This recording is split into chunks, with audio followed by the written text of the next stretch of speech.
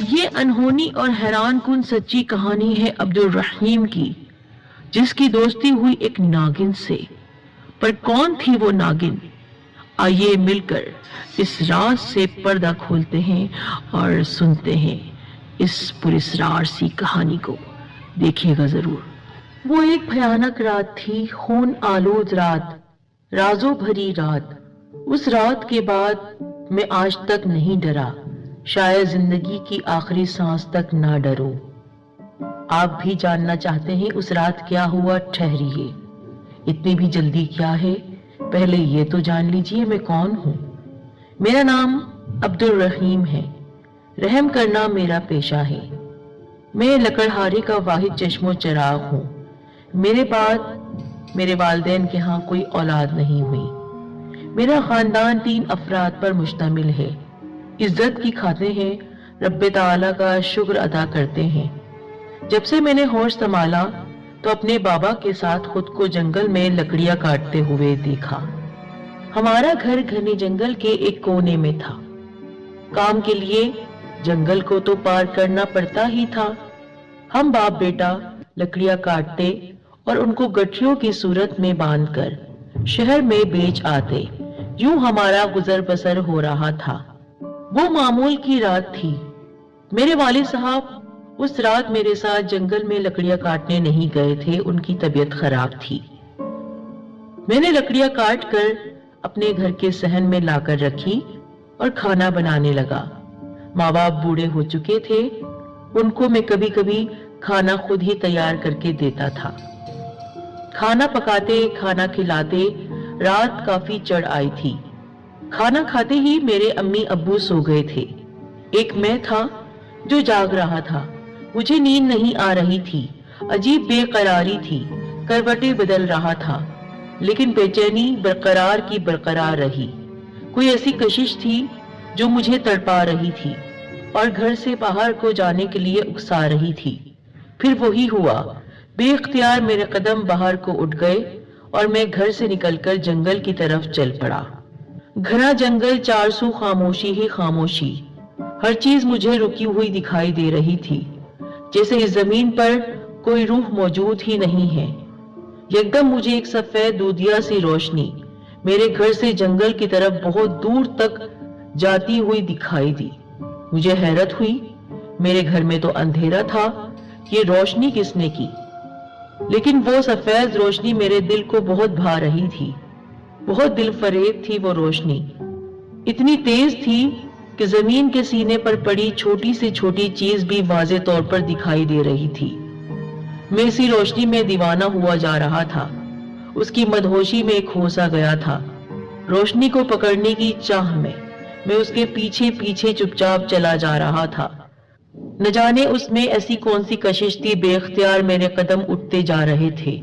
سنسان راستہ اور پھر گھنا جنگل جہاں کوئی انسان نہیں، وحشی درندوں کی آماجگاہ، شیر، چیتا، گیدڑ، بندر، خرگوش اور جانے کیا کیا۔ میں اکیلا تھا، مجھے روشنی کھینچے جا رہی تھی، جیسے ماں اپنے بچے کو بازار میں پکڑے چلی جا رہی ہوتی ہے۔ اچانک خشک پتوں کی تیز سرسراہٹ سے میرے قدم رک گئے، ڈر کی لہر جسم میں دوڑ گئی۔ جنگلی خرگوش میرے سامنے سے ڈر کر گزرا، اس نے میری توجہ بھٹکا دی تھی۔ میں رکا ضرور تھا لیکن گھبرایا نہیں، ڈر تو میرے قریب سے کبھی گزرا ہی نہیں۔ آپ کو میں نے اپنی ایک فطرت کے بارے میں نہیں بتایا ہے۔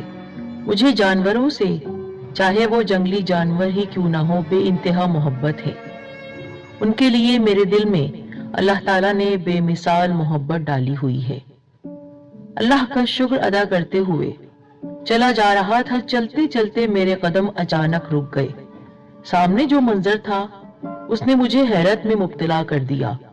کانٹوں بھری جھاڑیاں تھیں اور ان سے تھوڑے فاصلے پر کالا مشکی ناگ پھن پھیلائے ادھر ادھر دیکھ رہا تھا۔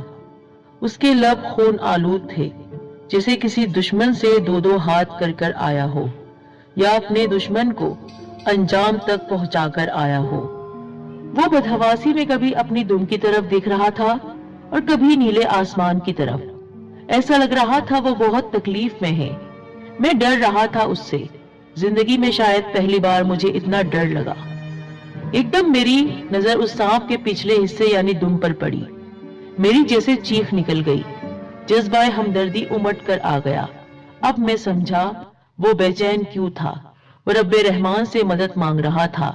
رب رحمان نے مجھے اس کی مدد کے لیے صحن سے یہاں تک کا سفر کروایا. اور مزے کی بات یہ تھی کہ روشنی کا جو سفر میں نے طے کیا وہ روشنی یہاں پر آ کر ختم ہو گئی تھی. میرے قدم سانپ کی طرف بڑھنے لگے. 2 قدم کے فاصلے پر ہی مشکی ناگ میرا منتظر تھا.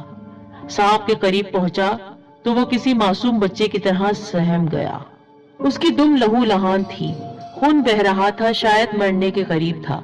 میری نظر اس کی دم پر جب گئی تو وہاں پر 3 عدد کانٹے اس کے جسم کے آر پار ہو چکے تھے.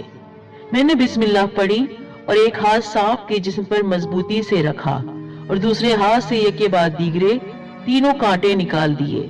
اس دوران سانپ نے ہلکی سی حرکت کی تھی. کانٹے نکلتے ہی سانپ پرسکون سا ہو گیا جیسے اس کا درد ختم ہو گیا. میں نے اپنی قمیض سے کپڑا پھاڑ کر اس کی مرہم پٹی کی تاکہ اور خون نہ بہے. اس کے بعد میں نے پیچھے ایک کیکر کے درخت کے تنے کے ساتھ ٹیک لگا لی. اے اللہ تیرا شکر ہے، تیری مخلوق کی آج میں نے مدد کی. ایک سانپ کو روتے ہوئے دیکھا تھا. ہاں، اس کی آنکھوں سے موٹے موٹے 2 آنسو نکل رہے تھے. میں نے پیار سے اس کو اپنے ہاتھوں میں لے لیا. اس طرح میں نے ایک سانپ کی جان بچائی. وہ ٹھیک ہو گیا تھا اور اپنے گھر چلا گیا تھا. اس کے بعد ایک اور سانحہ ہوا میرے ساتھ. جنگل میں کچھ شکاری آ گئے تھے. وہ جنگل ہمارا تھا. وہ وہاں پر شکار کھیل کر جانوروں کو مارنا چاہتے تھے. مجھے جانوروں سے اتنی محبت میں کیسے برداشت کر سکتا تھا. میں نے ان شکاریوں کو روکنا چاہا تو وہ رک نہیں رہے تھے بلکہ بندوق تان کر کھڑے ہو گئے اور مجھے مارنا ہی چاہتے تھے کہ اچانک پورا جنگل چیخوں کی آواز سے گونج اٹھا. چیخوں کی آواز پورے جنگل میں پھیل گئی. پل بھر میں شکاری زمین پر اوندے منہ بے سود پڑے ہوئے تھے. کالے ناگوں کا گروپ ان کے جسموں کو ڈس رہا تھا. ان میں ایک بوڑھا سانپ درمیان میں پھن پھیلائے بیٹھا ہوا تھا. جیسے ہی ایک سانپ میری طرف بڑھا وہ بوڑھا سانپ آگے آ گیا. ان دونوں نے کوئی بات کی. جانے کیا بات کی ہوگی. پھر دونوں پرسکون ہو گئے. بوڑھا سانپ میری طرف دیکھ رہا تھا. باقی تمام سانپ اس کے ارد گرد جمع ہو گئے تھے. میں دور کھڑا ان کو ہی دیکھ رہا تھا کہ وہ میری طرف بڑھنے لگے.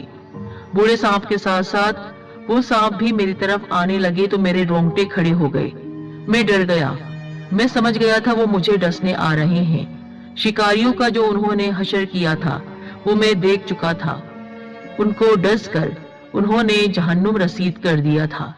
اب میری باری تھی.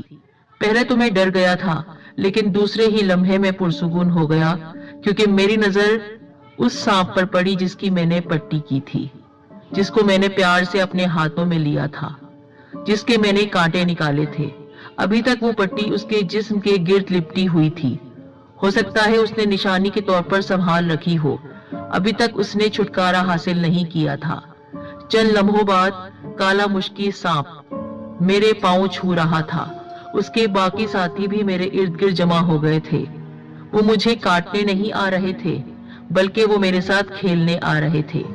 چند شرارتی سانپ میرے جسم پر چڑھ دوڑے تھے لیکن میں گھبرایا نہیں بلکہ اب خوش ہو رہا تھا. پھر وہ تمام سانپ ایک جگہ جمع ہو گئے.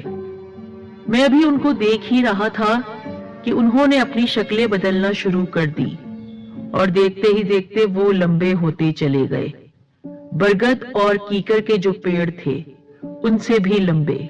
ان کی لمبی لمبی انگلیاں، ان کی آنکھیں، ان کے چہرے کو دیکھ کر مجھے ڈر لگنے لگا. ابھی میں اپنے آپ کو اپنے ہی حصار میں لینے والا تھا کہ وہ سانپ جس کی میں نے مدد کی تھی اور مجھے معلوم نہیں تھا کہ وہ نر ہے یا مادہ، اس نے بھی اپنی شکل بدل لی. وہ ایک عورت تھی. میں سمجھ گیا کہ میں نے جنات میں سے ایک جن عورت کی مدد کی ہے. وہ مجھے دیکھنے لگی اور کہا کہ ڈرو نہیں، ہم سے گھبرانے کی ضرورت نہیں ہے. تم نے میری مدد کی تھی، میرے آنسو پوچھے تھے، مجھے تم نے اس تکلیف سے نکالا تھا اور آج ہم نے تمہیں بچا لیا ان شکاریوں سے. اب اسی طرح تم کو ہمیشہ ہم بچائیں گے. तुम हमारे दोस्त हो, तुमने हम पर रहम किया, अल्लाह ताला तुम पर रहम करेगा। हम मुसलमान जिन्नात हैं, यहीं पर हमारा कबीला रहता है। मैं उस दिन अकेली इस घने जंगल में निकल आई थी, रास्ता भटक गई थी। पता नहीं कहां से मुझे वो कांटे आकर लगे, मैं तो मर ही जाती, लेकिन मेरे दोस्त तुमने मुझे बचा लिया। अब जाओ, तुम अपने घर हिफाजत से जाओ और चैन की नींद सो जाओ। तुमने अपने माँ बाप की जो खिदमत की है और मेरी जो जान बचाई है, जानवरों पर तुम जो रहम करते हो, इसका सिला अब तुम्हें इस तरह मिलेगा कि कहीं भी तुम तन्हा नहीं रहोगे। तुम्हें कोई भी मुश्किल पेश आएगी, तुम्हारी ये दोस्त तुम्हारे साथ होगी। मेरे कबीले ने मुझे इजाजत दे दी है और मैंने इन सब को तुम्हारे बारे में बता दिया है। और सच में उसने दोस्ती निभाई। इस वाक़े को 2 साल बीत चुके हैं। मैं आज भी जंगल में तन्हा घूमता हूँ। मेरे माँ बाप अल्लाह ताला को प्यारे हो गए हैं। मुझे अकेले रहते हुए कोई परेशानी नहीं है, क्योंकि वही नागिन मेरी मदद करती रहती है। मैं जहां भी जाता हूँ खुद को हिसार में पाता हूँ। कोई गैबी मदद मेरे लिए हमेशा तैयार रहती है। मैं जब घर पहुंचता हूँ मेरा खाना तैयार होता है, मुझे खाना बनाना नहीं पड़ता। ये कारनामे उस जिन नागिन के हैं। वो मेरे लिए मजेदार खाने बनाती है और फिर अपनी दुनिया में लौट जाती है। हाँ, मेरे इर्द गिर्द वो मौजूद रहती है। मुझे किसी से कोई खतरा नहीं है, क्योंकि मेरी मदद करने के लिए मेरे दोस्त हर वक्त मौजूद रहते हैं। ये अलग बात है, वो मेरे सिवा किसी को नजर नहीं आते।